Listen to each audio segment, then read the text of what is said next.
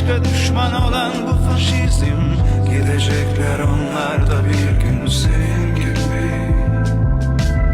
Sorun sadece sen değilsin, sessiz konforlu popülizm. Beni yalnızlaştıran şeyler işte bunlar. Yaşatmıyorum zihnimde ama ölmedim de sevgilim. Umudum az ama bir gün sonunda gelecek devrim. Ben görmesem de, ben duymasam da, bir gün beni anlayacaksın sevgilim. Yaşatmıyorum zihnimde ama ölmedim de sevgilim. Umudum az ama bir gün sonunda gelecek devrim.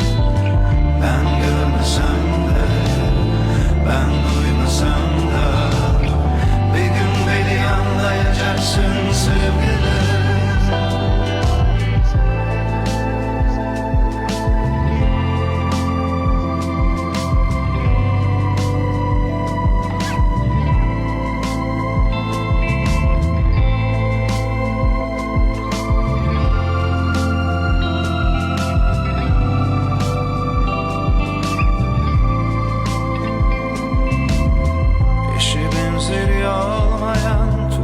Bir zaman bu, sen olmasan olmazdı bendeki ölüm korkusu.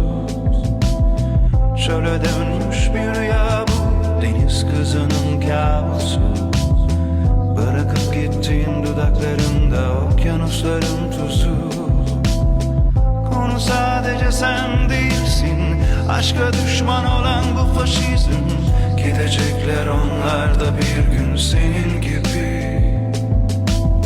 Sorun sadece sen değilsin, sessiz konforlu popülizm.